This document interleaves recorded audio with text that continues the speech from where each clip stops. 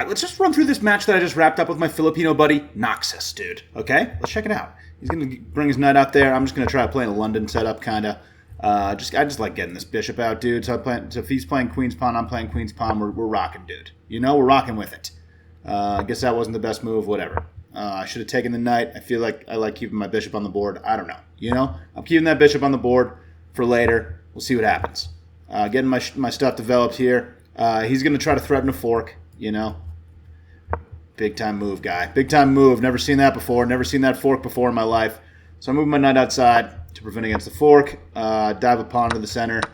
Trade this off. Get my bishop activated. And things are looking good, dude. Things are looking good, I think. You know? That's pretty nice. He locks his knight in, which is an interesting idea. And I get castled, and things are good. You know, things are good. I'm thinking about potentially trying to make some kind of attack happen here eventually. I'm just seeing that diagonal's open. I'm going to see what I can do. So I offer the trade of bishops, trying to get that bishop out of here to maybe make something happen there. He tries to pin my knight to my queen. I just trade off the bishop immediately. I'm pretty happy about it. I give this check. I don't really have anything going on yet, but it does look like a little sketchy. He doesn't have a lot of things that can block here. So he drops his knight back, and then I'm just going to put a bunch of pressure on that knight, dude. You know, I'm just making threats. We're out here just making threats, dude. That's all we're doing right now. So he brings his rook up. I don't really know what that was all about. And I'm trying to bring my knight to the party. I guess like the computer really wants me to move this rook to this open file. I don't really understand why, if I'm being completely honest, but it suggests that I do that a bunch of moves in a row.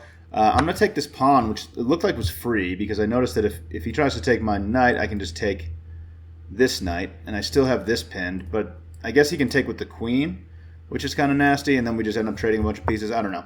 But he doesn't do anything. He doesn't take with anything, so now I'm just going to take the knight for free, which I'm pretty happy about. He doesn't take the knight, which is interesting. And I fork his queen and his rook, dude. You know? So things are going pretty well here. It's more Noxus making poor moves than it is me making good moves, but I'm putting pressure on, baby. I'm putting pressure on and making people fold under pressure, dude. That's what I do out here, okay? It's just psychological warfare that I create, okay? So I'm going to take this rook.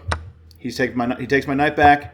I'm just offering a trade of queens here, hoping to trade off some pieces because now I'm up 6 points in material, feeling pretty good about it. Homie castles, finally.